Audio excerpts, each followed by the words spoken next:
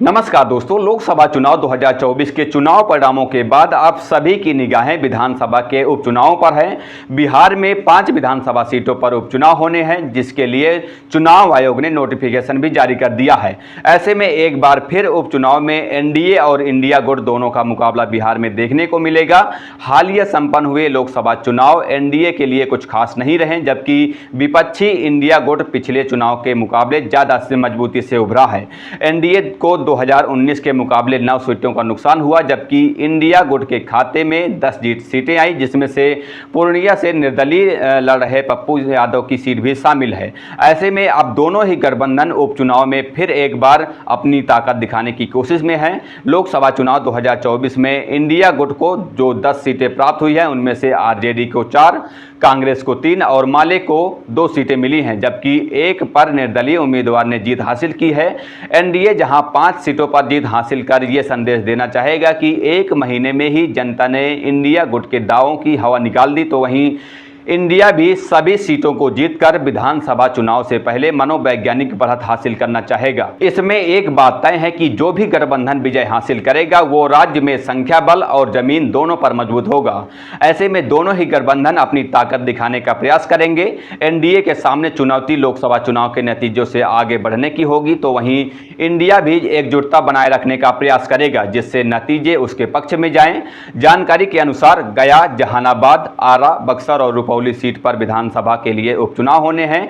इसमें से 4 सीटों के विधायक अब लोकसभा सांसद बन गए हैं। ऐसे में उन्हें विधानसभा की सदस्यता से इस्तीफा देना होगा, जबकि लोकसभा का टिकट जेडीयू द्वारा नहीं दिए जाने के बाद रुपौली विधायक बीमा भारती ने विधानसभा की सदस्यता से इस्तीफा दे दिया था। बीमा भारती आरजेडी के टिकट पर पूर्णिया से लोकसभा का चुनाव लड़ी, लेकिन वो निर्दलीय पप्पू यादव से हार गई। 5 सीटों में से 3 महागठबंधन के पास है, जिसमें से आरजेडी 2 और 1 पर माले का विधायक, जबकि एनडीए के जीतन मांझी की एचएएम की एक सीट है। वहीं रुपौली पर जेडीयू का कब्जा था, लेकिन चुनाव पूर्व विधायक ने पार्टी छोड़ आरजेडी का दामन थाम लिया था, जिससे वो सीट भी खाली है। आरजेडी के सुधाकर सिंह की रामगढ़, एचएएम के जीतन मांझी की इमामगंज, माले के सुदामा प्रसाद की तरारी और आरजेडी के सुरेंद्र यादव की जहानाबाद विधानसभा सीटों पर उपचुनाव होना है। विधायकों के इस्तीफे के बाद स्थिति को देखें तो जेडीयू, एचएएम की 1 और आरजेडी की 2 सीटों पर विधानसभा के उपचुनाव होने हैं।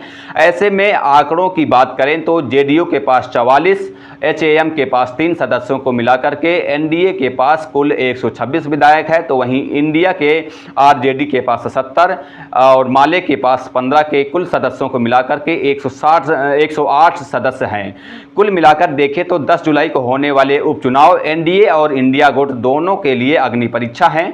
यहां मिली जीत दोनों दलों को राज्य में मजबूत करेगी। अगले साल 2025 में बिहार विधानसभा के चुनाव भी हैं। ऐसे में दोनों ही गठबंधन की चाहत मुख्य चुनाव से पहले बढ़त हासिल करने पर है, क्योंकि यहां मिली जीत से गठबंधन को अगले 1 साल तक मनोवैज्ञानिक बढ़त हासिल होगी, जो उसकी विधानसभा चुनाव की जमीन तैयार करने में मददगार होगी। इसके अलावा दलों से ज्यादा ये चुनाव नेताओं की प्रतिष्ठा की साख के लिए भी अहम है।